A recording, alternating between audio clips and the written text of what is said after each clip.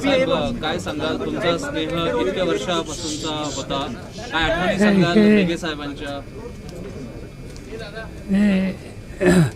दीड महिना आजारी होतो आणि आज पहिल्यांदा मी घराच्या बाहेर पडलो आणि काल इथं यायची इच्छा होती. आणि त्याचं महत्त्वाचं कारण नागपूरमध्ये या व्यक्तीने मला जीवाभावानं साथ दिली, प्रेम दिलं. त्यांच्यासाठी इथे यावं ही माझी अशी इच्छा होती. दुर्दैवानं काही येता आलं नाही, पण आज येता आलं. वर्धा जिल्हा, नागपूर या सगळ्या क्षेत्रामध्ये रसाभाऊने शून्यातून सगळं उभं केलं.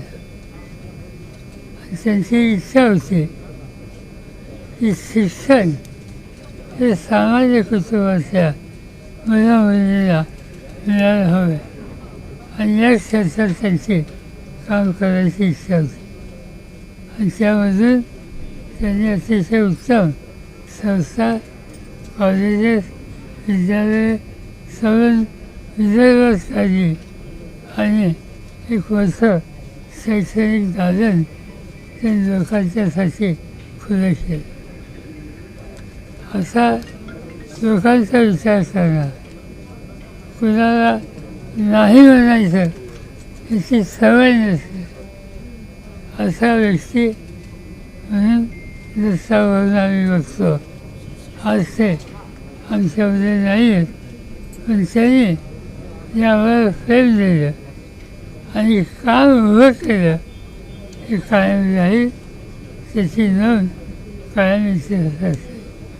त्यांना मी माझ्या वतीनं, सरकारच्या वतीनं, पक्षाच्या वतीनं श्रद्धांजली वाचतो. आणि आज मला लवकर जायचं असल्यामुळं अधिक वेळ न घेता मी आपल्या सगळ्यांची